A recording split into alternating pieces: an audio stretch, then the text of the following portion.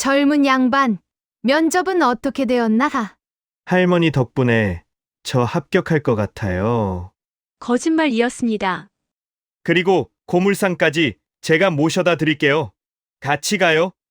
비바람이 세차게 몰아치는 그날 한 젊은 청년이 리어카를 끌고 있었습니다. 비를 맞으며 폐지를 줍는 할머니를 도와주다가 마지막 기회일지 모르는 대기업 면접을 망쳐버리고 말았죠. 그 모습을 지켜보던 신철호 회장은 그 자리에 주저앉아 버렸어요. 그 젊은 청년과 함께 리어카를 밀고 있는 할머니는 그가 30년 전부터 찾아 헤매던 바로 그 사람이었습니다. 신 회장은 하얗게 된 얼굴로 그 둘에게 다가갔습니다. 그리고는 주저앉아 통곡하고 말았죠. 도대체 이들에게 어떤 일이 있었던 걸까요? 사연 시작 전 구독을 눌러주시고 어디서 듣고 계신지 알려주시면 답글 드리고 싶어요. 겨울이 시작된 11월의 어느 날 서울 달동네 단칸방의 차디찬 냉기에 잠에서 깬 유성은 새벽 일찍 일어나 라디오부터 틀었습니다. 아침이면 즐겨 듣는 라디오 방송에서 오늘의 날씨를 보도했습니다. 어젯밤부터 비가 오기 시작하더니 오전 내내 강한 비바람이 몰아친다는 소식이었습니다. 오늘은 유성에게 매우 중요한 날이었어요. 우리나라 굴지의 대기업인 삼보기업의 임원 면접을 보러 가는 날이거든요. 마지막 관문이었죠. 그동안 유성은 하루에 아르바이트를 3개씩이나 하며 생활비와 학비를 벌며 어린 나이에도 성실하게 살아왔습니다. 유성은 사실 부모님의 얼굴도 모르는 고아 출신이었어요. 20살부터 고아원을 떠나 혼자 자립하여 열심히 살아왔죠. 하지만 마음 한구석엔 언제나 부모님에 대한 그리움이 자리 잡고 있었습니다. 그리고 유성은 실력만큼은 그 누구보다도 자신 있었습니다. 머리도 똑똑해서 서울의 명문대 사회복지학과를 졸업하고 영어 실력, 컴퓨터 실력 등을 두루두루 갖춘 인재였습니다. 그래서 유성은 꼭 합격하고 싶었습니다. 면접장을 가기 전 빈속이라도 좀 채울까 싶어 냉장고를 열었습니다. 아, 벌써 계란을 다 먹었었나? 하필 뚝 떨어졌네. 유성의 작은 냉장고 안에는 생수 2병이 전부였습니다. 가는 길에 우유라도 하나 사 먹어야겠다. 유성은 텅 빈 냉장고를 뒤로하고 화장실로 가서 차가운 물로 양치질과 세수를 시작했습니다. 그리고 깔끔하게 면도도 했습니다. 비바람이 세차게 부는 소리가 들렸어요. 유성은 거울 앞에 서서 넥타이를 매만졌습니다. 오늘은 꼭 합격해야 해. 이번이 마지막 기회야. 그는 스스로에게 다짐하듯 중얼거렸습니다.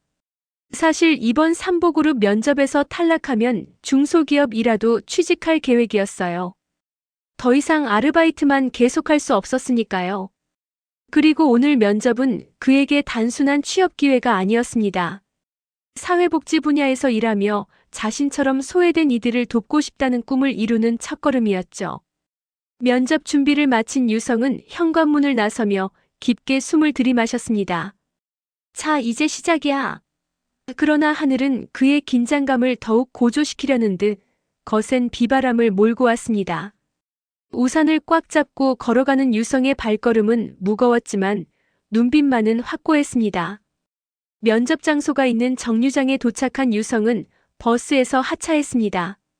우산을 펼치려는 순간 거센 바람이 우산을 뒤집어 버렸습니다.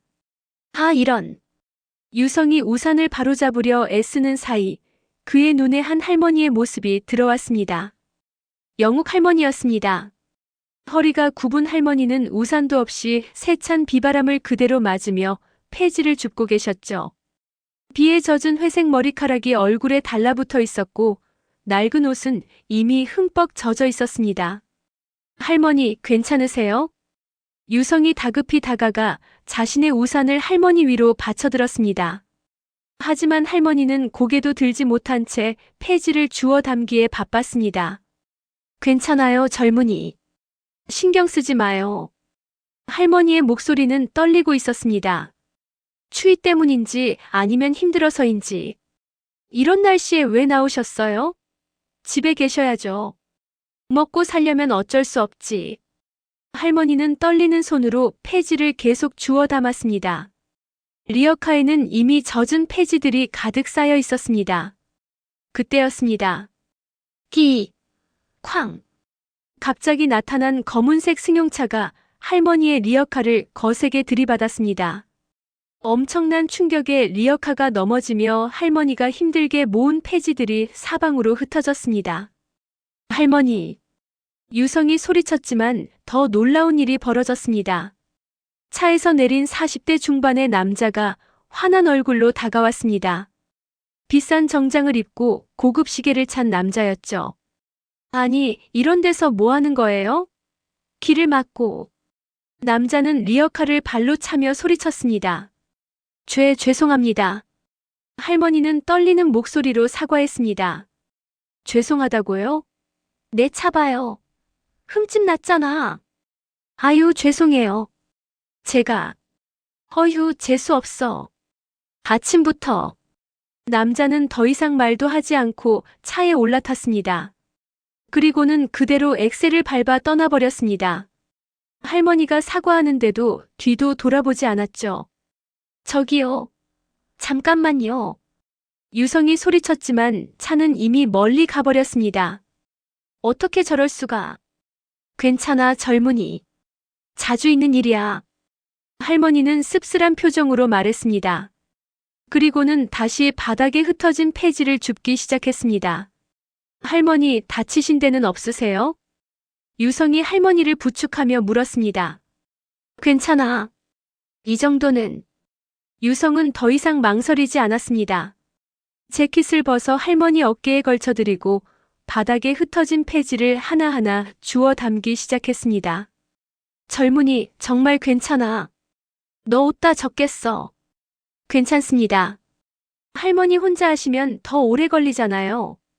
유성은 비에 흠뻑 젖어가면서도 묵묵히 폐지를 주워 담았습니다. 흰 와이셔츠는 이미 투명하게 젖어버렸고 구두는 물웅덩이를 밟아 질척거렸습니다. 10분 정도가 지나자 흩어진 폐지를 거의 다 주워 담았습니다.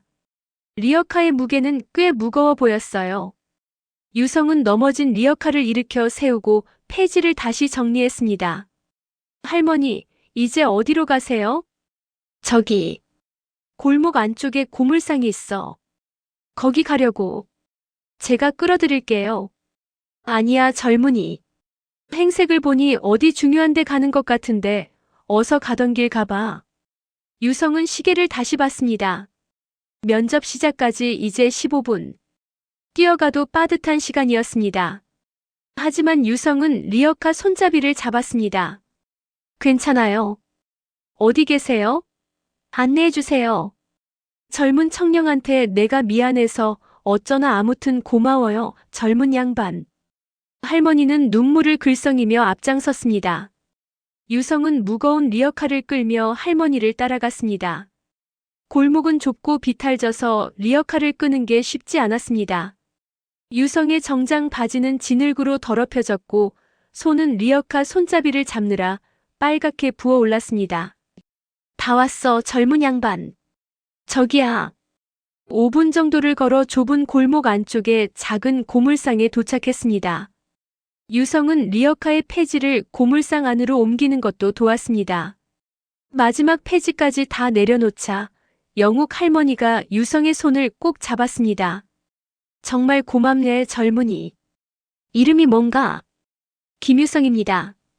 할머니는 미안함과 고마움이 뒤섞인 표정으로 유성을 바라봤습니다. 그러다 문득 유성의 얇은 옷차림이 눈에 들어왔습니다. 아이고, 젊은 양반, 미안해서 어쩐다. 고운 얼굴에 땀이 한가득 났네.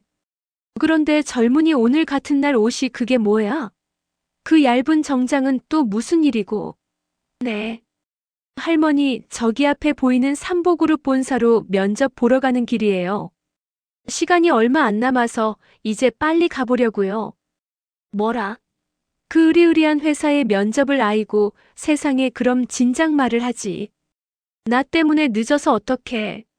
할머니는 안쪽 주머니에서 비에 젖은 축축한 손으로 은반지를 꺼냈습니다. 젊은이, 이거라도 받게나. 네. 이게 뭐예요? 은반지야. 마음의 선물이란다. 아니에요, 할머니.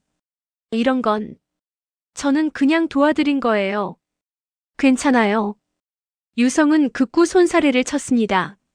하지만 할머니는 유성의 손에 은반지를 억지로 쥐어줬습니다.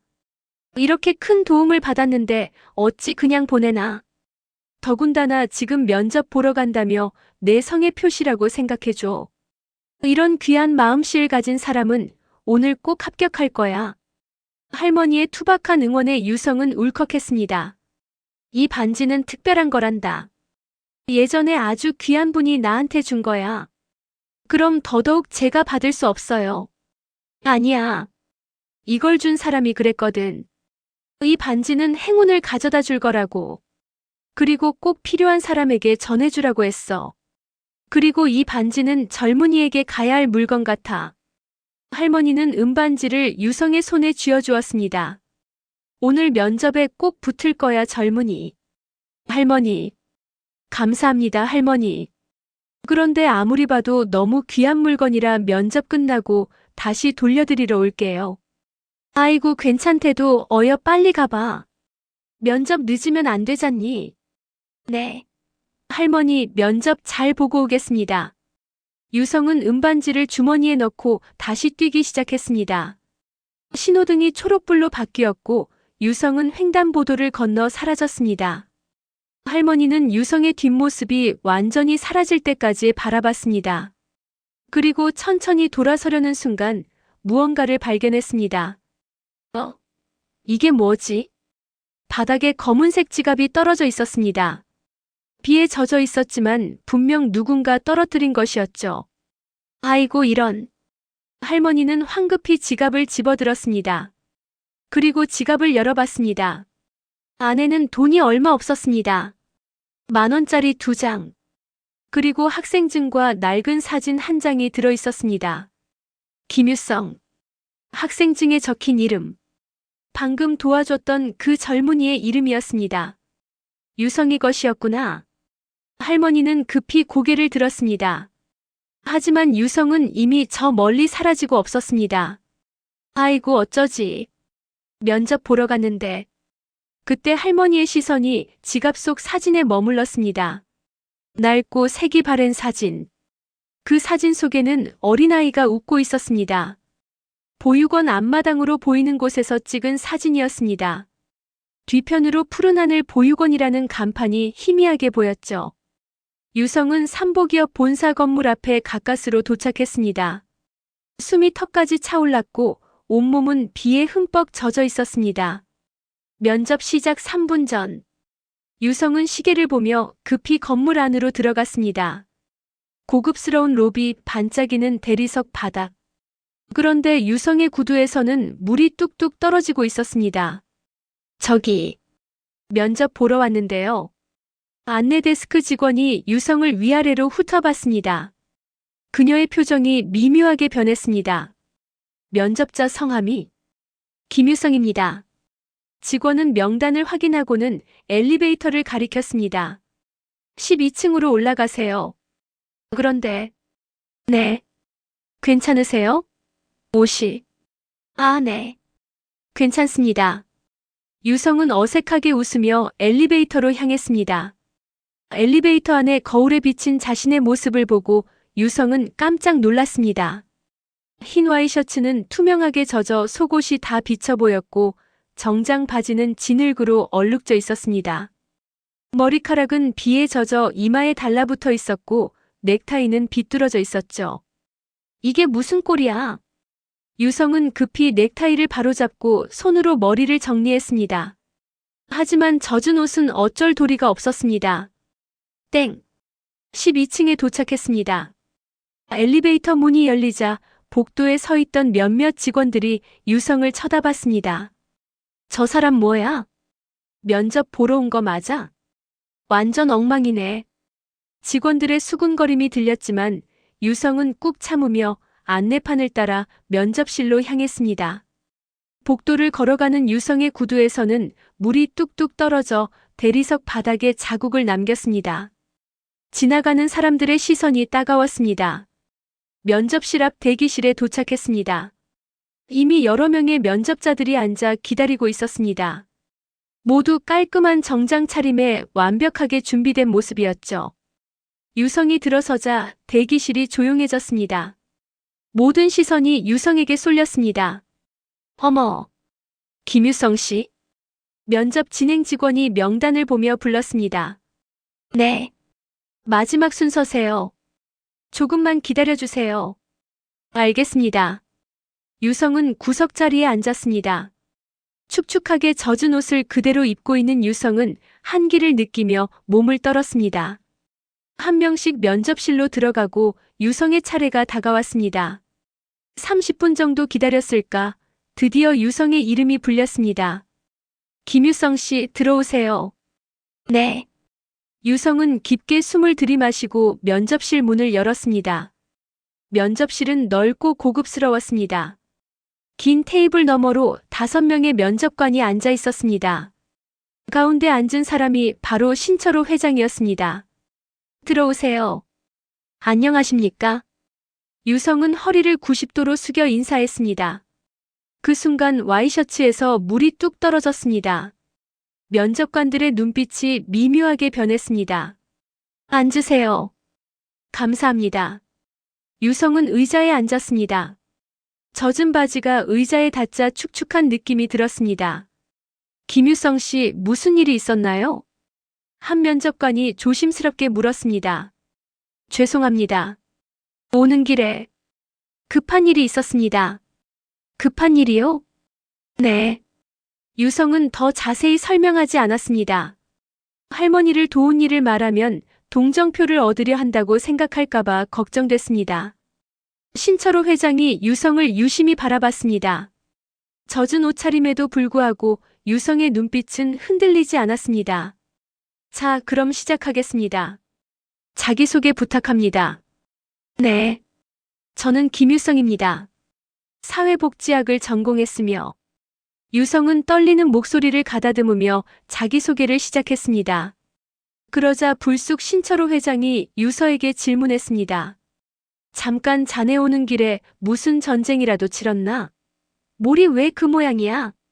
유성은 떨리는 목소리로 대답했어요. 오는 길에 일이 있었습니다. 무슨 일인가? 구체적으로 말해보게. 유성은 잠시 망설이다가 입을 열었습니다. 폐지를 수거하시는 할머니를 도와드리다가 늦었습니다. 비바람에 리어카에 사고까지 나서 여자 면접관이 비웃음을 터뜨렸습니다. 또 착한 척이네요. 아까 그 지원자랑 레퍼토리가 똑같아요. 좀 더 창의적인 거짓말은 못하나요? 신 회장이 손을 들어 면접관을 제지했습니다. 그리고 유성에게 다시 물었어요. 자네, 왜 우리 회사여야 하나? 한국대 사회복지학과 출신이면 스펙도 좋은데 다른 곳도 많을 텐데. 유성은 심호흡을 하고 대답했습니다. 저는 사회복지 전공을 살려서 독거노인 돌봄 사업을 진행해보고 싶습니다. 삼보그룹이야말로 그런 혁신적인 시도를 할 수 있는 곳이라고 생각했어요. 그럴듯한 말이군. 그걸로는 좀 부족한 것 같은데 신 회장의 눈빛이 더욱 날카로워졌습니다. 유성은 입술을 깨물었어요. 이제 하루에 몇 개씩 아르바이트를 해야 하는 삶을 마무리하고 싶습니다. 저는 반드시 삼보그룹에 입사하고 싶습니다. 면접관들이 한심하다는 듯 고개를 저었지만 신 회장은 달랐습니다. 그는 유성의 눈빛에서 진정성을 느꼈어요. 부모가 사망했다고 들었는데 힘들었겠군. 네, 어려서부터 고아원에서 자랐습니다. 부모님에 대한 기억이 없습니다. 자네가 만약 입사한다면 첫 번째로 하고 싶은 일은 뭔가? 노인분들의 직업을 창출하는 기업. 지역 연계형 프로그램을 기획해보고 싶습니다. 퇴직 후 이제 더 이상 사회적으로 쓸모없어졌다는 무력감을 느끼는 노인분들도 많고 노인 우울증도 점점 증가하고 있거든요. 신 회장이 희미하게 미소를 지었습니다. 다른 질문들도 이어졌고 유성은 최선을 다해 대답했어요. 비록 초라한 모습이었지만 유성의 답변에는 진심이 담겨 있었습니다. 면접은 이상으로 마치겠습니다. 수고하셨어요. 유성은 일어서서 다시 한번 깊게 인사했습니다. 그리고 돌아서서 문 쪽으로 걸어갔습니다. 그 순간이었습니다. 주머니에서 무언가가 떨어져 바닥을 굴렀습니다. 은반지였습니다. 영욱 할머니가 준 그 은반지. 면접장의 두꺼운 카펫 위에 떨어져 아무런 소리도 들리지 않았기 때문에 유성은 반지를 떨어뜨렸다는 것을 알아채지 못했습니다. 하지만 그것을 본 한 사람이 있었죠. 바로 신 회장이었죠. 신철호 회장의 눈이 크게 떠졌습니다. 무언가 익숙한 느낌에 본능적으로 눈길이 갔습니다. 회장은 가까이 걸어가 유성이 떨어뜨린 물건을 자세히 들여다봤습니다. 은반지였습니다. 반지 안쪽에 신 회장의 이니셜이 새겨져 있었습니다. 그것은 30년 전 자신이 은인에게 선물했던 바로 그 은반지였습니다. 신철호 회장은 그 은반지를 손에 쥐고 그 자리에 멈춰 섰습니다. 순간 30년 전에 기억이 물밀듯이 밀려왔어요. 30년 전 한강 다리 위. 젊은 신철호는 난간에 올라서 있었습니다. 사업 실패로 모든 것을 잃었습니다. 빚쟁이들의 협박, 친구들의 배신, 가족들의 실망. 이제 끝이야. 더 이상 희망이 없어. 그가 몸을 앞으로 기울이려는 순간이었습니다. 안 돼요. 잠깐만 뛰어내리면 안 돼요. 누군가 그의 팔을 붙잡았습니다. 영욱 할머니였습니다. 이거 놓으세요. 제발 놓으세요. 안 돼요. 젊은이, 죽으면 안 돼요. 할머니는 있는 힘을 다해 신철호를 끌어당겼습니다. 두 사람은 그대로 바닥에 쓰러졌습니다. 왜 저를 말리는 겁니까, 아주머니? 젊은이, 아직 살 날이 많아요. 포기하지 마세요. 영옥 할머니의 눈에는 진심 어린 걱정이 담겨 있었습니다. 저는 모든 걸 잃었어요. 사업도, 돈도, 친구들도. 아무것도 남지 않았어요. 그래도 목숨은 남았잖아요. 살아있으면 희망이 있어요. 할머니는 신철호를 일으켜 자신이 일하는 한바집으로 데려갔습니다. 인근 건설 현장 인부들의 밥을 지어주고 있었죠. 한바집에 딸린 작은 방으로 신철호를 안내했어요. 그곳은 허름한 단칸방이었지만 따뜻했습니다. 여기 좀 앉으세요. 배고프죠? 할머니는 부엌으로 가서 음식을 준비하기 시작했습니다. 얼마 후 따뜻한 소고기 국과 밥, 그리고 정성스럽게 만든 반찬들이 차려졌습니다. 많이 드세요. 이렇게 말라서 어쩌려고. 감사합니다. 신철호는 눈물을 흘리며 밥을 먹었습니다. 죽으려고 했던 사람에게 이렇게 따뜻하게 대해주는 할머니의 모습에 가슴이 뜨거워졌습니다. 할머니, 왜 저를 도와주시는 겁니까? 저는 아무것도 아닌 사람인데. 아니에요. 당신은 아직 젊어요. 다시 시작할 수 있어요. 할머니는 신철호의 손을 잡았습니다. 제가 어렸을 때 우리 아버지께서 말씀하셨어요. 사람이 가장 소중한 거라고. 어려운 사람을 도와주는 게 진짜 복을 쌓는 거다라고요. 아주머니, 젊은이, 다시 일어서세요. 희망을 잃지 마세요. 그날 밤 신철호는 할머니의 집에서 묵었습니다. 그리고 다음 날 아침 떠나기 전에 편지 한 통과 은반지를 남겼습니다. 편지에는 이렇게 적혀 있었습니다. 할머니, 제 목숨을 살려주셔서 감사합니다. 할머니 덕분에 다시 살아갈 용기를 얻었습니다. 이 은반지는 제게 소중한 것입니다. 제 할머니께서 물려주신 거예요. 할머니께 드립니다. 희망을 잃지 않겠습니다. 다시 일어서겠습니다. 꼭 은혜를 갚으러 오겠습니다. 신철호. 그 후 신철호 회장은 작은 일부터 다시 시작했습니다. 할머니가 준 용기로 포기하지 않고 버텼어요. 신 회장은 포기하지 않는 노력으로 5년 후 작은 회사를 차렸고 10년 후에는 중견기업으로 성장했어요. 그리고 결국 지금의 삼보기업의 주인이 되었죠. 이후 영옥 할머니에게 은혜를 갚으려 할머니를 다시 찾아갔지만 이미 그때 지어진 아파트들만 들어서 있었고 그 한바집은 철거되고 할머니 행방도 찾을 수 없었습니다. 이후로도 영옥 할머니를 찾으려 백방으로 노력했지만 찾을 수가 없었어요. 면접실에서 신 회장은 은반지를 꼭 쥐었습니다. 바로 그 은반지. 아까 그 면접을 본 김유성이라는 지원자가 떨어뜨렸어. 이게 정말 그 반지란 말인가? 회장의 눈에서 눈물이 흘러내렸습니다. 그는 반지를 꼭 쥐고 의자에 주저앉았습니다. 회장님, 괜찮으십니까? 박 비서가 황급히 다가왔습니다. 박 비서, 이 반지 보이나? 네, 회장님. 이건 내가 30년 전에 은혜를 갚기 위해 준 반지야. 네. 박 비서. 네, 회장님. 당장 김유성이란 사람을 찾아 그의 집 주소를 파악해서 내게 알려줘. 알겠습니다. 그리고 차를 준비해. 나는 직접 가볼 거야. 지금 당장 가시겠다는 겁니까? 그래. 지금 당장 출발하도록 해. 박 비서는 급히 사무실로 가서 유성의 인적사항을 찾았습니다. 면접 서류에 주소가 적혀 있었습니다. 회장님, 주소를 찾았습니다. 성북구 삼선동입니다. 좋아. 가자. 회장은 은반지를 주머니에 넣고 서둘러 건물을 나섰습니다. 고급 승용차가 유성의 집이 있는 성북구로 향했습니다. 회장의 가슴은 30년 만에 만날 은인을 생각하며 두근거렸습니다. 빨리 가야 해. 30분 후 차는 낡은 달동네에 도착했습니다. 회장의 고급 승용차가 들어서자 동네 사람들이 신기한 듯 쳐다봤습니다. 그리고 차가 더는 들어갈 수 없는 지점에서 차를 세우고 신 회장은 직접 유성의 집으로 걸어 올라갔습니다. 여기입니다, 회장님. 오래되고 페인트가 벗겨진 건물. 신 회장은 좁은 계단을 올라갔습니다. 여러 가구가 살고 있는 다가구 주택이었습니다. 똑똑똑. 회장이 문을 두드렸습니다.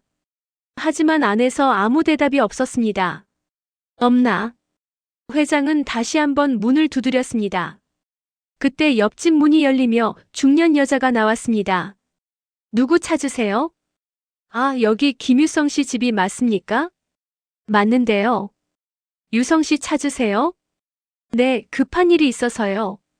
아, 유성 씨 아까 나가던데요. 오늘 중요한 면접이라고 하는 것 같던데요. 아직 안 들어온 모양이죠? 저기 저 방이에요. 신발 없는 거 보니 아직 안 들어왔나 본데요. 회장은 명함을 꺼내 주인 아주머니에게 건넸습니다. 유성 씨 오시면 이거 좀 전해주시겠습니까? 꼭 연락달라고 해주세요. 회장은 다시 한번 유성의 집 문을 바라봤습니다. 작고 낡은 문. 유성이 얼마나 힘들게 살아왔는지 짐작이 갔습니다. 회장님, 이제 어떻게 하시겠습니까? 일단 회사로 돌아가자. 김유성 씨가 연락 오면 바로 알려줘. 알겠습니다. 차가 다시 출발했습니다. 회장은 뒷좌석에 앉아 은반지를 꺼내 들여다봤습니다. 신 회장의 눈에서 눈물이 흘러내렸습니다. 박 비서는 백미러로 회장의 모습을 보고 조용히 눈을 감았습니다. 아주머니, 꼭 다시 만나겠습니다. 이번엔 놓치지 않겠습니다. 버스에 올라탄 유성은 창가 자리에 앉았습니다. 다른 승객들이 유성의 젖은 옷을 보고 피하듯 자리를 비켜주었습니다. 오늘 면접은 망쳤어. 저런 모습으로 가다니. 합격은 틀렸을 거야. 유성은 자책하며 고개를 떨구었습니다. 그때 주머니에 손을 넣어 보았습니다. 휴대폰이 만져졌습니다. 다행히 방수 케이스 덕분에 젖지 않았습니다. 하지만 주머니를 더 뒤져봤지만 지갑은 없었습니다. 지갑이. 유성은 황급히 양쪽 주머니를 다 뒤져봤습니다. 바지 주머니, 재킷 안주머니. 하지만 지갑은 어디에도 없었습니다. 아, 이런. 유성의 얼굴이 창백해졌습니다. 어디서 잃어버렸지? 지갑 안에는 돈도 돈이지만 더 중요한 것이 있었습니다. 어린 시절 유일하게 남은 사진. 보육원 앞에서 찍은 그 사진. 유성은 다시 한번 모든 주머니를 뒤졌습니다. 하지만 지갑은 없었습니다. 그 사진은 유성에게 유일한 과거의 흔적이었습니다. 자신이 누군지, 어디서 왔는지 알 수 있는 유일한 단서였죠. 보육원 선생님이 주셨던 그 사진. 없어지면 안 되는데. 할머니한테 받은 반지도 잃어버렸는데. 지갑까지. 우선 할머니부터 찾아가서 반지를 못 돌려드리게 되었다고 사과를 드리자. 버스에서 내려 30분 정도를 걸어 좁은 골목에 도착했습니다. 아까 그 고물상이 보였습니다. 여기다가 할머니를 만났던 고물상 앞이었습니다. 멀리서 할머니가 박스를 정리하는 모습이 보였어요. 유성은 고물상으로 들어갔습니다. 유성을 보자 영옥 할머니는 반갑게 맞아주었어요. 아이고 유성아. 면접은 잘 봤어? 할머니의 눈빛이 너무나 따뜻하고 기대에 차 있었습니다. 유성은 차마 떨어졌다는 말을 할 수가 없었어요. 입술을 깨물며 잠시 망설이다가 결국 거짓말이 튀어나왔습니다. 네. 할머니 덕분에 잘 봤어요. 아이고 잘 됐다. 꺼봐 내가 뭘 했어? 복 받을 거라고 했잖아. 할머니가 손을 치며 기뻐했습니다. 유성은 그런 할머니를 보며 가슴이 찡했어요. 이왕 거짓말을 시작한 김에 끝까지 가기로 했죠. 합격할 것 같아요. 할머니 도와드린 얘기했더니 면접관님들이 아주 좋아하시던데요. 거짓말이었습니다. 그런데 할머니 정말 죄송한데요. 제가 정신이 없어서 그 은반지를 어디다 떨어뜨렸나 봐요. 할머니는 손사래를 쳤습니다. 아이고 괜찮아. 물건도 다 제 갈 길이 있는 거야. 유성이 총각한테 행운을 주고 떠났나 보다. 액땜했다고 생각해. 할머니의 너그러운 마음에 유성은 눈시울이 뜨거워졌습니다. 할머니는 보온병에서 보리차를 따라 유성에게 건넸습니다. 따뜻한 보리차가 목을 타고 내려가자 온몸이 녹는 것 같았어요. 그것보다 말이야. 할머니는 방 안으로 들어가더니 무언가를 들고 나왔습니다. 이거 총각 거 아니야? 검은색 지갑이었습니다. 유성의 지갑. 아, 제 지갑. 유성의 얼굴이 환해졌습니다. 내가 떨어뜨리고 간 거야. 쫓아갔는데 이미 멀리 가버려서. 할머니 정말 감사합니다. 유성은 지갑을 받아들고 얼른 열어봤습니다. 돈도 그대로고 학생증도 있었습니다. 그리고 가장 중요한 것. 어린 시절 사진도 그대로 있었습니다. 다행이다. 정말 다행이다. 유성은 사진을 꺼내 들여다봤습니다. 색이 바른 사진 속에서 어린 자신이 웃고 있었습니다. 유성이 총각, 그 사진, 자네 어렸을 적 사진인가? 네, 할머니. 이게 저에겐 매우 중요한 사진이에요. 찾아주셔서 너무 감사해요. 유성은 할머니에게 자신의 사연을 천천히 말했습니다. 사실 저는 부모님 얼굴을 몰라요. 5살 때부터 보육원에서 길러졌어요. 아이고. 이 사진은 보육원 원장 선생님이 제가 입소했을 때 찍어주신 거예요. 제가 가진 유일한 어린 시절의 흔적이에요. 그랬구나. 할머니는 유성의 손을 꼭 잡았습니다. 많이 외로웠겠어, 유성 총각. 괜찮아요, 할머니. 이제는 익숙해요. 유성은 억지로 웃었습니다. 하지만 그 웃음 뒤에 감춰진 외로움을 할머니는 느낄 수 있었습니다. 할머니의 눈가가 촉촉해졌습니다. 할머니도 자신의 이야기를 꺼냈어요. 나도 자식을 잃고 혼자 살아. 아들 앞세우고 어찌 사나 싶었는데 이렇게 살긴 사라지더라고. 두 사람은 서로를 바라봤습니다. 비슷한 아픔을 가진 사람들끼리 느끼는 동질감이 있었어요. 할머니도 많이 힘드셨겠네요. 그래도 이렇게 살다 보니 좋은 날도 오더라고. 유성 총각도 지금처럼 착하게 살면 다 복으로 돌아올 거야. 하늘은 절대 착한 사람을 외면하지 않아. 할머니의 위로에 유성은 눈물을 흘렸습니다. 다음 날 아침 유성은 새빵 주인 아주머니로부터 명함을 건네받았습니다. 유성 씨, 어제 손님이 다녀갔어요. 주인 아주머니는 흥분한 목소리로 말했습니다. 네. 누가요? 여기 봐요. 삼보기업 회장님이에요. 신철호 회장님. 유성은 명함을 받아들고 눈이 커졌습니다. 어제 면접을 봤던 바로 그 회장님이었습니다. 회장님이 왜 여기까지? 유성 씨를 꼭 만나고 싶다고 하시더라고요. 유성은 명함을 들여다봤습니다. 명함 뒷면에는 손글씨로 이렇게 적혀 있었습니다. 김유성 씨, 꼭 연락 주시기 바랍니다. 중요한 이야기가 있습니다. 신철호. 중요한 이야기. 뭘까? 유성은 고민하다가 휴대폰을 꺼냈습니다. 그리고 명함에 적힌 번호로 전화를 걸었습니다. 여보세요? 여보세요. 김유성입니다.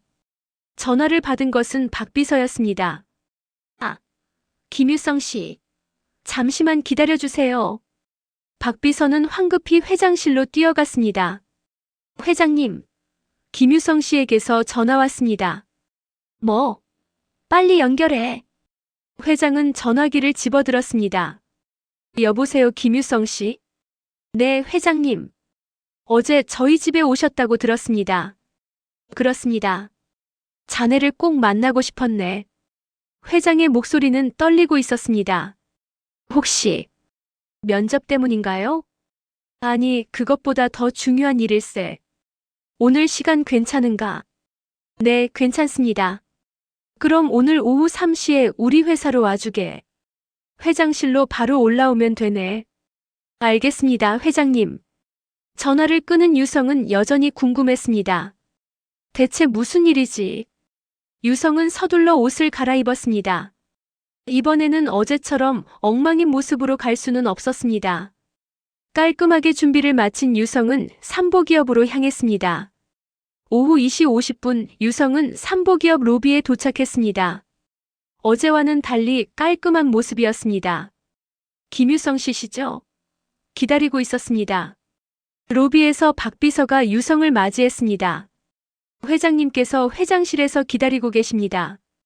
이쪽으로 오시죠. 유성은 박 비서를 따라 엘리베이터를 탔습니다. 최상층인 30층 버튼이 눌렸습니다. 혹시 무슨 일인지 여쭤봐도 될까요? 유성이 조심스럽게 물었습니다. 회장님께서 직접 말씀하실 겁니다. 박 비서는 미소만 지을 뿐 더 이상 말하지 않았습니다. 30층에 도착했습니다. 문이 열리자 고급스러운 복도가 나타났습니다. 벽면에는 값비싼 그림들이 걸려 있었고 바닥은 대리석으로 깔려 있었습니다. 이쪽입니다. 박 비서가 큰 문 앞에서 멈췄습니다. 회장실이라는 금색 명패가 붙어 있었습니다. 똑똑똑. 회장님 김유성 씨 모셔왔습니다. 들어오게. 문이 열렸습니다. 넓고 고급스러운 회장실. 큰 창문 너머로 서울 시내가 한눈에 내려다 보였습니다. 신철호 회장이 책상 앞에 서서 유성을 맞이했습니다. 어서 오게 유성군. 안녕하십니까 회장님. 유성은 인사했습니다. 앉게. 편하게 앉아. 회장은 소파를 가리켰습니다. 유성은 조심스럽게 소파에 앉았습니다. 차 한잔하게. 박 비서가 따뜻한 차를 내왔습니다. 유성은 차를 받아들고 긴장한 표정으로 회장을 바라봤습니다. 본론으로 들어가지. 이 은반지 자네가 떨어뜨리고 간 게 맞나? 유성의 눈이 커졌습니다. 맞아요. 정말 다행이에요. 꼭 돌려드려야 했는데 어디에 떨어뜨렸는지 몰라서 걱정했어요. 회장의 눈빛이 진지해졌습니다. 그럼 이걸 어디서 받았나? 사실대로 말해주게. 유성은 면접 날의 이야기를 차분히 설명했습니다. 비바람 속에서 도와준 폐지 할머니 이야기까지 차례로 말했죠. 리어카의 사고까지 나서 그냥 지나칠 수 없어서 도와드렸죠. 면접 늦을까봐 걱정하시면서 이걸 주시더라고요. 회장이 숨을 가볍게 들이켰습니다. 그 할머니 성함이 어떻게 되나? 성함은 모르겠고 70세는 넘어 보였어요. 그 말에 회장은 자리에서 벌떡 일어났습니다. 책상에 서류들이 떨어졌지만 전혀 신경 쓰지 않았습니다. 그때 도와준 아주머님, 그 아주머님이 정말 살아계신 건가? 유성은 영문을 모른 채 회장을 바라봤습니다. 신 회장은 책상을 짚고 겨우 중심을 잡으며 말을 이었어요. 그분 지금 어디 계신지 아나? 네. 고물상에서 일하세요. 여기 오기 전에도 뵈었어요. 지금 당장 안내해 줄 수 있겠나? 회장의 목소리에는 간절함이 가득했습니다. 유성은 이해할 수 없었지만 고개를 끄덕였어요. 신 회장은 즉시 비서실장을 불렀습니다. 박 비서 차를 당장 대기시켜 오늘 일정은 모두 취소하고 5분 후 모두 지하 주차장으로 내려갔습니다. 검정 벤츠가 대기하고 있었죠. 유성과 회장은 함께 차에 올랐습니다. 고급 승용차가 성북구로 향했습니다. 차 안에서 회장은 계속 긴장한 표정이었습니다. 30년 만이야. 가 큰 길로 접어들었을 때 회장이 조심스레 물었습니다. 자네 부모님 얼굴도 모르고 고아원에서 자랐다고. 유성의 얼굴에 그림자가 드리웠습니다. 마음속으로 한참을 망설이다가 어렵게 입을 어렸어요. 네, 부모님 얼굴도 모르고 지금 어떻게 살고 계신지 돌아가신지도 전혀 모릅니다. 아주 어릴 때부터 고아원에서 자랐고 지금은 독립해서 혼자 지내고 있습니다. 미안하네, 자네 아픈 기억을 건드렸군. 괜찮습니다. 이제는 익숙해졌어요. 나도 아주 오래전에 아내를 잃고 아들놈도 행방불명이 되었지. 유성이 놀란 눈으로 신 회장을 바라봤습니다. 삼보그룹에 그런 아픈 사연이 있다는 소식을 들어본 적이 없었거든요. 신 회장은 씁쓸하게 웃었어요. 언론에는 공개하지 않았지. 뺑소니 사고였어. 두 사람 사이에 무거운 침묵이 흘렀습니다. 자식을 잃은 아픔은 신분과 재산을 떠나 똑같은 상처였어요.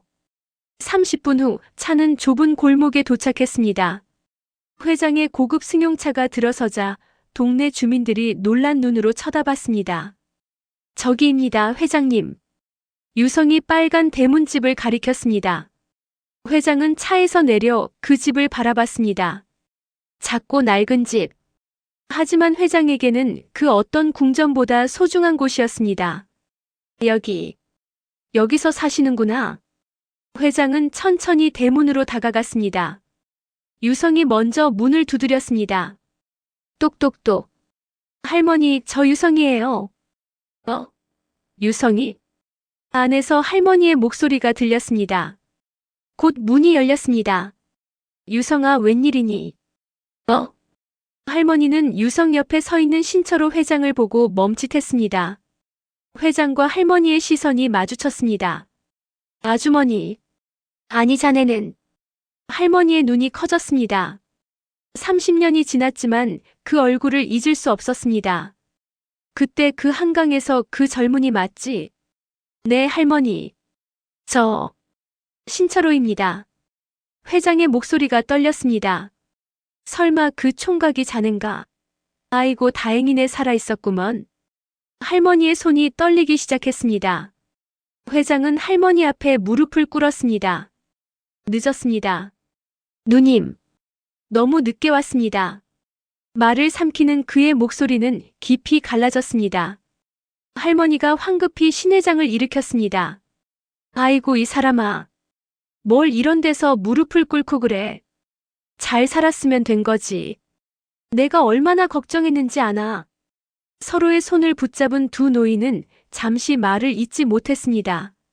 30년 동안 마음속에 쌓였던 무게들이 스르륵 풀려가는 듯 숨을 고르기만 했어요.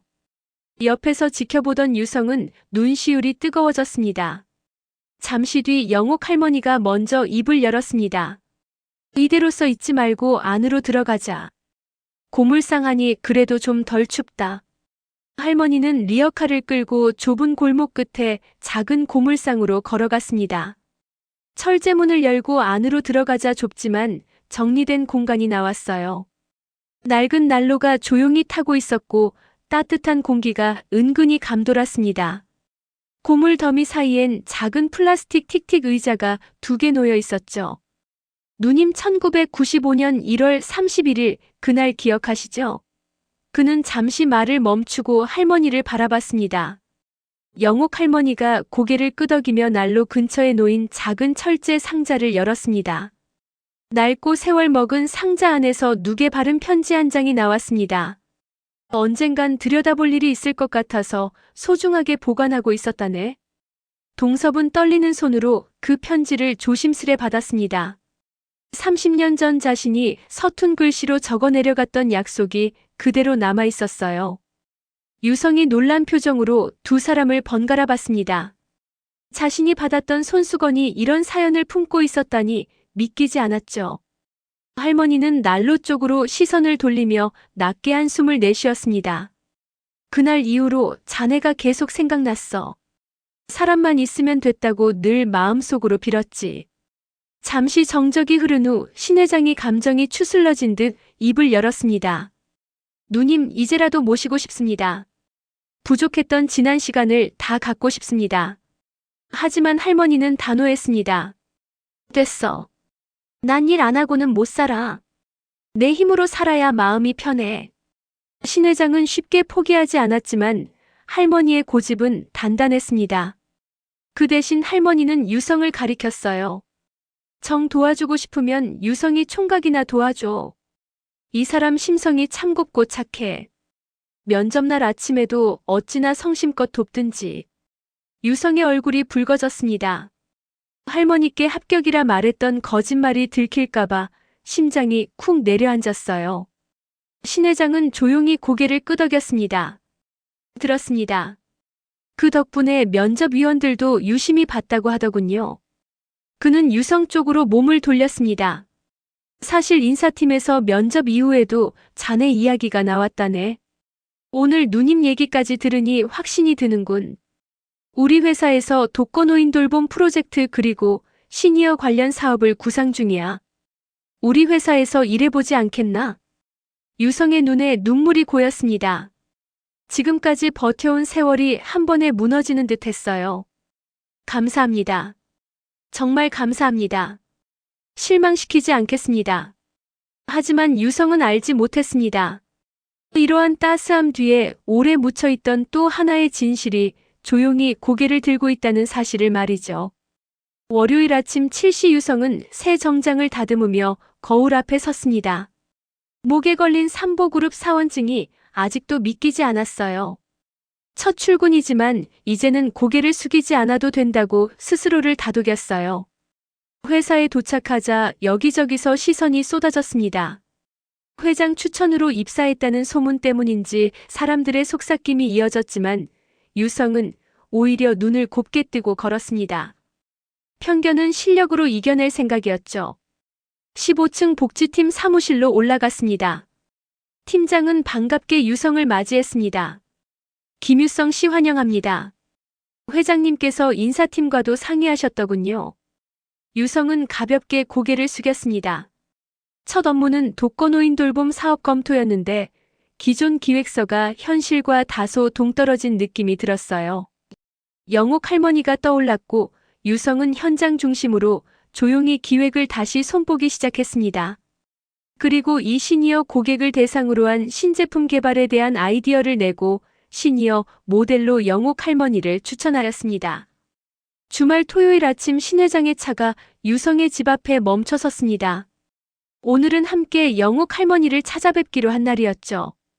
차는 골목길 끝에 있는 할머니의 단칸방 앞에 도착했습니다. 대문을 열자 연탄 냄새가 스며 있었습니다. 유성이 방문을 두드리자 투덜거리는 목소리가 들렸어요. 뭘 또 왔어?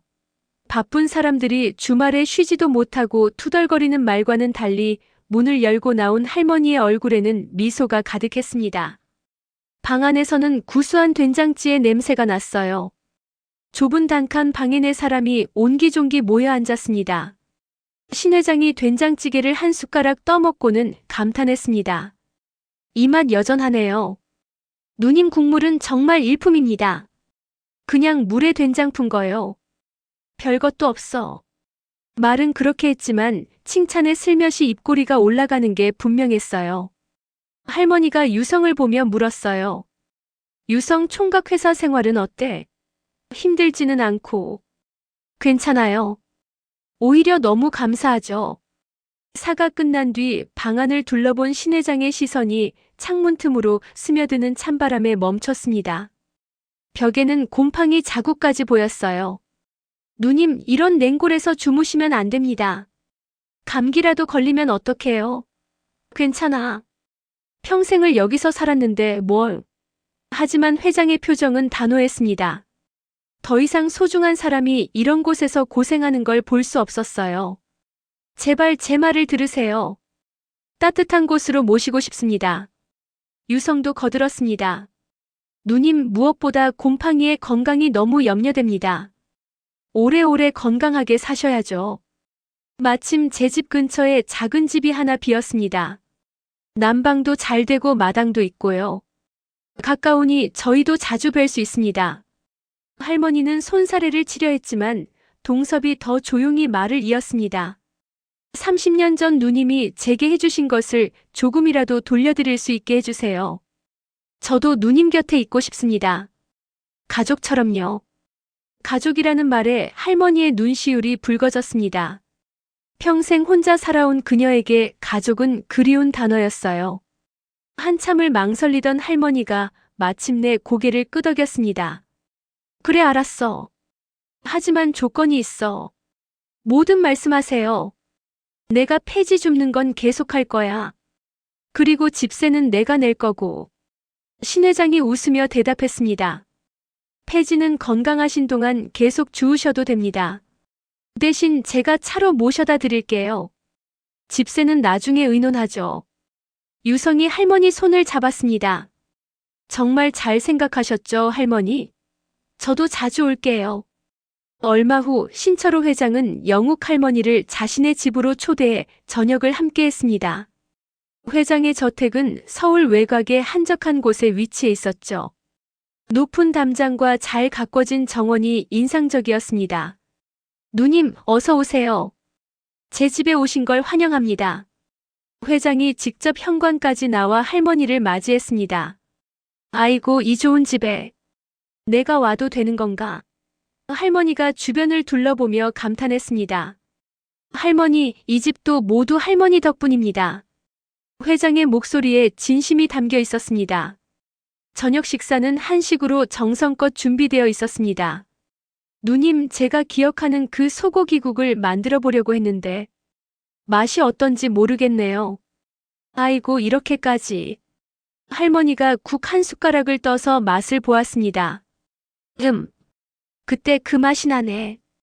어떻게 기억하고 있었어? 30년이 지나도 잊을 수가 없었습니다, 할머니. 그날 밤 누님께서 차려주신 그 밥상이 제 인생을 바꿨으니까요. 회장의 눈시울이 붉어졌습니다. 잠시 후 할머니는 회장에게 유성의 안부를 물었습니다. 그런데 유성이는 요즘 어떻게 지내고 있니? 아, 유성이요? 회장의 얼굴이 환해졌습니다. 네, 할머니. 유성이는 회사에서 이젠 없어서는 안 될 보물 같은 직원이죠. 정말 열심히 일해요. 그래? 다행이네. 할머니가 흐뭇하게 웃었습니다. 신 회장은 유성이 아이디어를 낸 사업이 아주 잘 되고 있다며 유성에 대한 시원을 드러냈습니다. 할머니, 유성이가 제안한 효도폰 서비스라고 있어요. 효도폰? 네, 독거노인분들께 스마트폰 사용법을 가르쳐드리고 자녀분들과 영상통화도 하실 수 있게 돕는 서비스예요. 지난달에 시작했는데 벌써 500분이 넘는 어르신들이 신청하셨어요. 아이고, 그 친구 정말 머리도 좋네. 할머니가 감탄했습니다. 그뿐만이 아닙니다. 회장이 계속 말을 이었습니다. 유성이가 시니어 일자리 플랫폼도 만들었어요. 은퇴하신 분들 중에서도 일하고 싶으신 분들이 많잖아요. 그런 분들과 일손이 필요한 기업을 연결해주는 거죠. 와, 정말 대단한데? 그리고 세대 공감 프로젝트라고 해서 대학생들과 어르신들이 함께 활동하는 프로그램도 운영하고 있어요. 대학생들은 인생 선배님들의 지혜를 배우고 어르신들은 젊은이들과 교류하면서 활력을 얻으시는 거죠. 그 친구 정말 머리도 좋고 마음도 착해요. 할머니께서 잘 보셨습니다. 회장이 진심으로 말했습니다. 내가 본 눈이 맞았구나. 할머니가 뿌듯한 표정을 지었습니다. 사실 저도 처음엔 걱정했어요. 신입사원을 바로 팀장으로 앉히는 게 무리일까 싶어서요. 그런데 유성이는 제 예상을 훨씬 뛰어넘었습니다. 그래, 착한 사람은 하늘이 돕는다니까. 그러던 중 영옥 할머니는 신 회장의 서재에 있는 사진 한 점을 보게 되었습니다. 서재는 한쪽 벽면 전체가 책장으로 가득 차 있었고 반대편에는 가족 사진들이 걸려 있었습니다. 할머니가 주변을 둘러보다가 한 사진 앞에서 멈췄습니다. 아니 이건... 할머니의 손이 떨렸습니다. 사진 속에는 어린아이가 환하게 웃고 있었는데 그 얼굴이 유성의 지갑 속 사진에 있던 그 얼굴이었던 것이죠. 신 회장 자네, 왜 유성 총각 어렸을 때 사진을 가지고 있는 거야? 할머니의 목소리가 떨렸습니다. 무슨 말씀이십니까? 이건 오래전에 행방불명된 제 아들놈 사진입니다. 회장의 목소리가 갑자기 낮아지고 떨렸습니다. 아들이라고? 할머니가 사진을 더 자세히 들여다봤습니다. 이 사진이 제가 가진 유일한 아들의 사진입니다. 행방불명되기 한 달 전에 찍은 거예요. 세상에. 할머니의 입이 떡 벌어졌습니다. 신 회장, 이 사진 말이야. 할머니가 사진을 손가락으로 가리켰습니다. 이 사진이 지난번에 유성이 총각 지갑에서 본 그 아이 사진이랑 똑같아. 네. 무슨 말씀이세요? 회장이 할머니의 어깨를 잡았습니다. 유성이가 지갑을 잃어버렸을 때 말이야.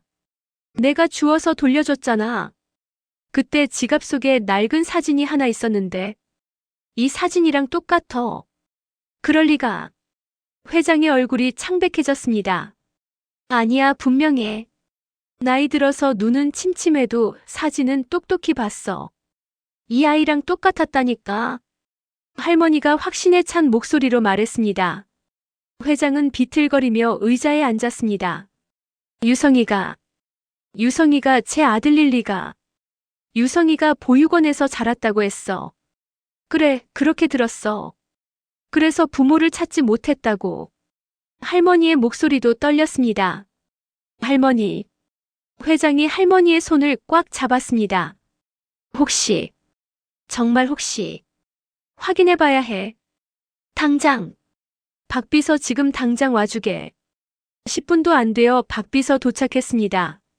회장의 표정이 심상치 않은 것을 보고 긴장했어요. 무슨 일이십니까, 회장님? 신철호 회장은 낮고 무거운 목소리로 말했습니다. 회사에서 유성 사원은 모르게 하고 유성이 컵, 칫솔 같은 거 좀 가져와야겠어. 유성 사원의 DNA를 채취해서 유전자 검사를 의뢰하게 최고 보안 등급으로. 비서실장이 놀란 눈을 했지만 묻지 않았습니다. 서재에 홀로 남은 신철호 회장은 조심스레 서랍을 열어 액자를 꺼냈습니다. 어린 유성의 얼굴을 손끝으로 얼루만지며 낮게 중얼거렸습니다. 유성아, 정말 내가 맞니? 네가 내 아들이냐? 창밖으로 어둠이 내려앉았지만 신 회장은 자리에 단단히 북박인 듯 움직이지 못했습니다. 유전자 결과가 나올 때까지의 며칠이 평생처럼 길게 느껴질 것 같았어요. 이틀이 지났습니다. 삼보그룹 회장실의 공기는 납덩이처럼 무겁게 가라앉아 있었어요. 신 회장은 창밖을 바라보면서 있었는데 그의 어깨가 미세하게 떨리고 있었습니다. 노크 소리가 들리고 박 비서실장이 들어왔어요. 그의 손에는 봉인된 서류 봉투가 들려 있었습니다. 회장은 뒤도 돌아보지 않고 손을 내밀었습니다. 비서실장이 조심스럽게 봉투를 건네자 신 회장은 낙체듯 받아들었어요. 그리고 낮은 목소리로 말했죠. 나가 있게. 비서실장이 문을 닫고 나가자 회장은 봉투를 뜯었습니다. 종이를 꺼내는 손끝이 하얗게 질려 있었어요. 첫 장을 넘기자 굵은 글씨로 쓰여진 결과가 눈에 들어왔습니다. 친자관계 성립 확률 99.9% 신철호 씨와 김유성 씨는 친자관계가 확실합니다. 신 회장의 다리에 힘이 풀렸습니다. 의자에 털썩 주저앉으며 중얼거렸어요. 유성이가 내 핏줄이었어. 내 자식이었어. 기쁨보다는 사무치는 회한과 죄책감이 쓰나미처럼 몰려왔습니다. 그동안 친아들인 줄도 모르고 남처럼 대했던 시간들이 뼈 아프게 다가왔어요. 면접장에서 차갑게 대했던 일들, 추한 꼴로 왔다고 핀잔을 줬던 면접관들.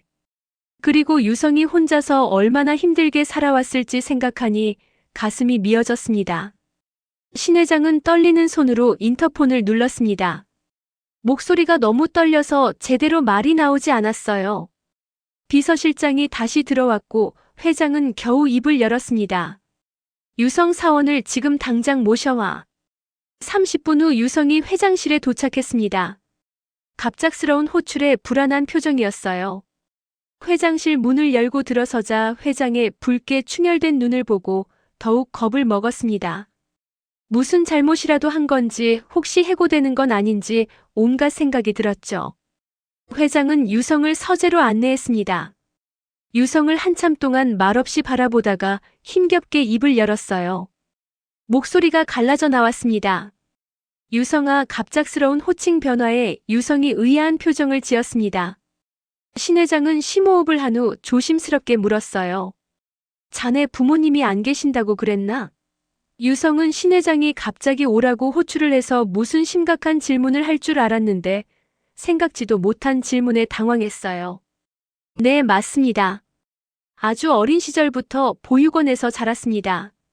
부모님 얼굴도 모르고요. 신 회장의 입술이 떨렸습니다. 신 회장은 계속 말을 이어갔습니다. 자네 부모님을 많이 원망하나? 유성은 뜬금없는 질문에 당황했지만 회장의 진지한 표정을 보고 솔직하게 대답했습니다. 고개를 숙이며 말을 꺼냈어요. 원망 많이 했어요. 그렇지만 지금은 원망하는 마음보다는 그리움이 더 큽니다. 신 회장의 가슴이 찢어지듯 아팠습니다. 유성은 눈물을 삼키며 말을 이었어요. 목소리가 떨렸지만 담담하게 이야기했죠. 전혀 기억에도 없는 부모님이지만 너무 보고 싶어요. 유성의 눈에서 뜨거운 눈물이 흘렀습니다. 사실 살아계신지도 너무 궁금하기도 하고요. 신 회장은 더 이상 참을 수 없었습니다. 이윽고 그는 오열하며 말했습니다. 자네 부모님은 자네를 버린 것이 아니야. 네. 회장님. 그게 무슨 뜻입니까? 유성의 동공이 지진이 난 듯 흔들렸습니다. 신 회장이 말했어요. 수십 년도 더 되었지. 내 아내와 5살 난 아들은 외출하고 돌아오는 길에 뺑소니 교통사고를 당했어. 유성은 의아한 눈빛으로 신 회장을 바라보았습니다. 신 회장은 이어서 말했습니다. 사고로 아내는 그 자리에서 죽었지. 그런데 5살 난 우리 선우는 행방불명이 되어버렸지. 찾을 수가 없었어. 그 뒤로 난 미친놈처럼 아들을 찾아다녔지만 끝끝내 찾지 못했어. 그리고는 신 회장은 책상 위에 있던 자신의 아들 선우의 사진을 유성에게 내밀었습니다. 사진을 본 유성은 소스라치게 놀랐습니다. 사진 속의 그 아이는 바로 자신이었기 때문이죠.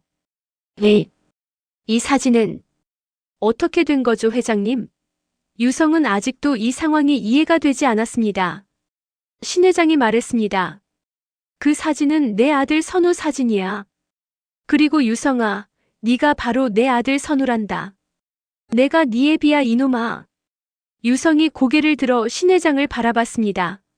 머리를 망치로 얻어맞은 느낌이었습니다. 믿을 수 없다는 표정이었어요. 순간 유성의 눈가가 살짝 떨리며 숨조차 잊은 듯 굳어졌습니다. 내가 자네 아버지야. 못난 애비가 이제야 알아봐서 미안하다. 정말 미안하다.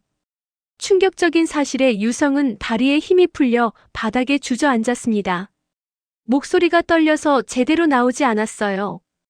회장님이 내 아버지라고요?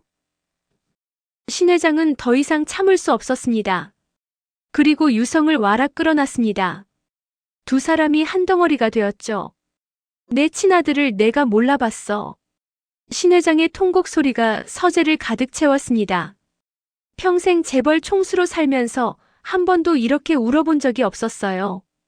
하지만 지금은 그저 잃어버렸던 아들을 찾은 아버지일 뿐이었습니다. 유성도 아버지의 품에서 목 놓아 울었습니다. 고아로 자란 후 처음으로 기댈 곳이 생긴 것 같았어요. 혼자서 감당했던 모든 무게가 한순간에 내려놓아졌죠. 두 사람은 한참을 그렇게 울었습니다. 피보다 진한 눈물로 하나가 되는 순간이었어요. 수십 년의 오해와 그리움이 모두 녹아내렸고 새로운 가족이 탄생했습니다. 한참 후 회장이 눈물을 닦으며 말했습니다. 이제부터는 여기서 같이 살자. 유성은 소파에 앉아 여전히 믿기지 않는다는 표정으로 유전자 검사 결과지를 내려다보고 있었습니다. 정말 제가 아버지의 아들이에요? 떨리는 목소리로 되묻는 유성의 모습에 신철호 회장은 아들 옆에 앉으며 그의 손을 꼭 잡았습니다. 그래, 아들아. 넌 내 아들이야. 내가 수십 년간 꿈에서도 찾아 헤맨 내 아들, 신선우란다. 신선우. 유성은 그 이름을 천천히 되뇌었습니다. 낯설지만 동시에 이상하게 가슴 한편이 따뜻해지는 이름이었습니다. 이게 내 출생 증명서야. 회장은 오래된 서류를 꺼냈습니다. 거기에는 신선우, 2000년 3월 12일생이라고 적혀 있었습니다. 제 생일이 3월 12일이었군요. 저는 그동안 보육원에 들어간 날을 생일로 삼았어요. 9월 23일을. 유성의 목소리가 떨렸습니다. 앞으로는 진짜 생일을 축하하자꾸나. 우리 함께. 회장은 또 다른 앨범을 꺼내 유성에게 보여주었습니다. 앨범 속에는 갓 태어난 아기부터 5살까지의 사진들이 빼곡히 담겨 있었습니다. 이게 다 저예요? 유성은 한 장 한 장 사진을 넘기며 눈물을 흘렸습니다. 돌잔치 사진, 가족 여행 사진.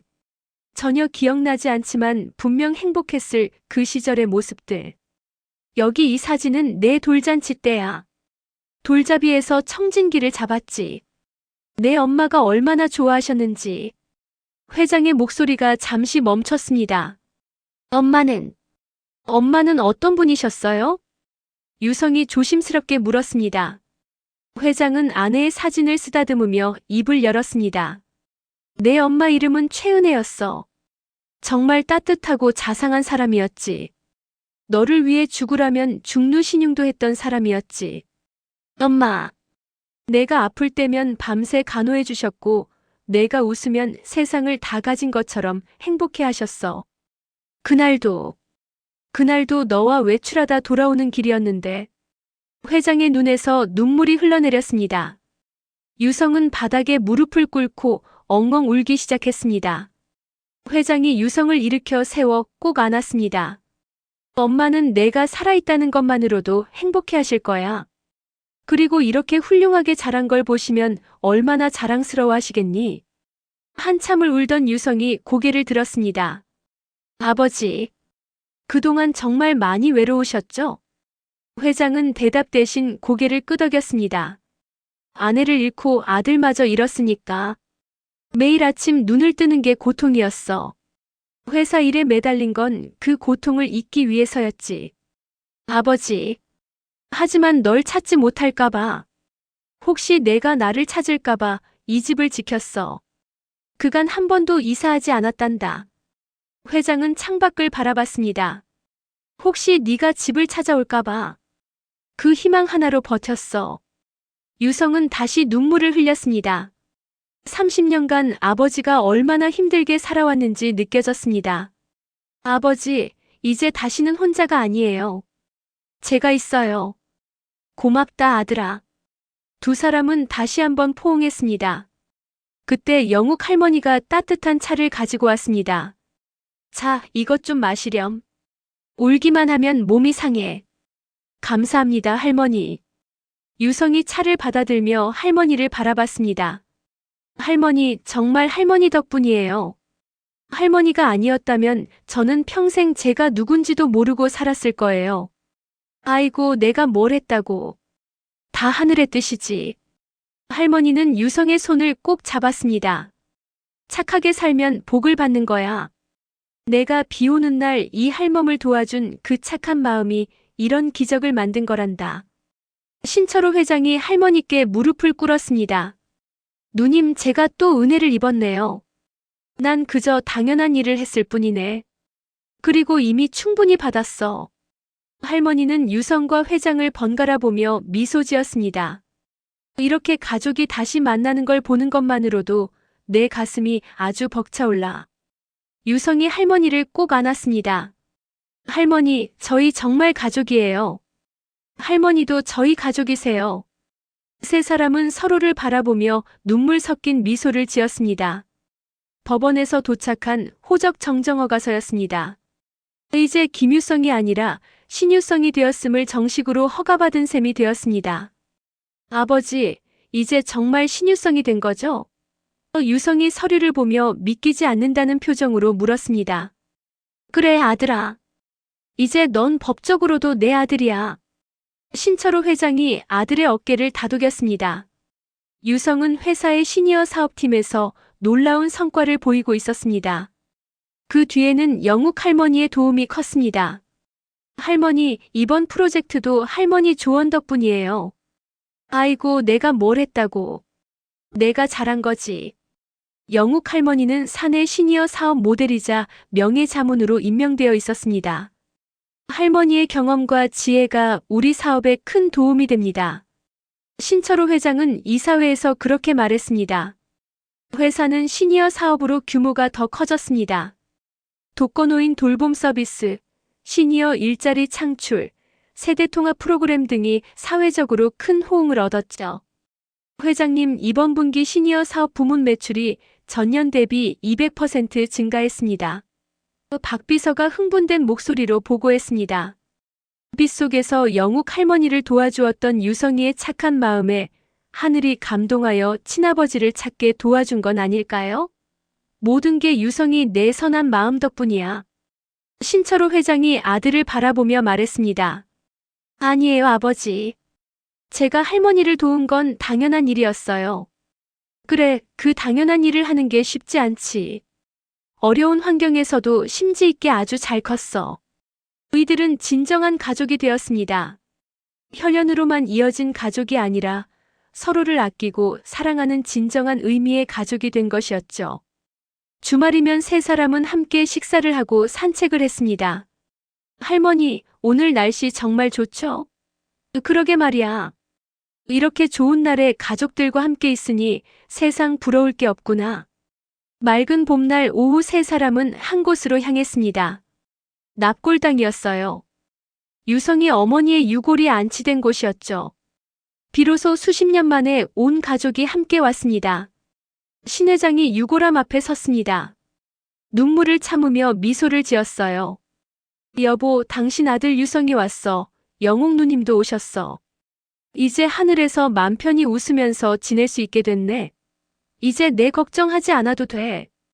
난 유성이 찾은 것만으로도 더 이상 바랄 게 없어. 당신이 위해서 유리유성이 잘 지켜줘야 해, 여보. 영옥 할머니도 유골함을 어루만지며 중얼거렸어요. 유성 엄마가 먼저 가서 얼마나 아까운지. 하지만 좋은 아들을 남겨놨으니 그것만으로도 훌륭해. 영욱 할머니의 얼굴에는 행복한 미소가 가득했습니다. 어느 날 저녁 신철호 회장이 두 사람을 불러 모았습니다. 유성아, 누님. 내가 둘에게 드릴 말씀이 있어. 무슨 일이세요, 아버지? 나는 이 회사를 키우면서 돈을 많이 벌었어.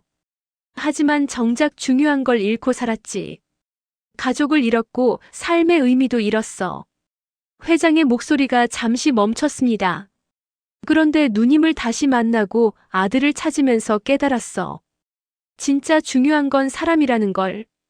그래서 결정했어. 우리 회사 수익의 일부를 사회복지재단을 만들어 환원하기로. 아버지. 유성의 눈이 반짝였습니다. 그리고 그 재단의 이사장은 유성이 내가 맡아주길 바란다. 정말. 제가요? 그래. 내가 가장 적임자야. 내 전공도 그렇고 무엇보다 내 마음이 그걸 할 수 있어. 영욱 할머니가 두 사람의 손을 잡았습니다. 그날 밤 유성은 자신의 방 창가에 서서 별을 바라봤습니다. 어린 시절 부모님을 그리워하며 보았던 그 별들이었죠. 엄마, 저 이제 아버지를 찾았어요. 그리고 정말 좋은 할머니도 만났어요.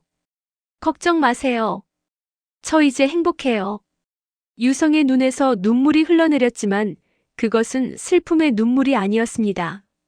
감사와 행복의 눈물이었죠. 비바람 치던 그날 할머니를 도왔던 작은 선행이 이렇게 큰 기적을 만들어냈습니다. 잃어버린 가족을 되찾고 새로운 가족을 얻고 그리고 더 많은 사람들을 도울 수 있는 기회까지 얻게 되었으니까요. 선한 마음은 반드시 보답받는다는 말이 있습니다.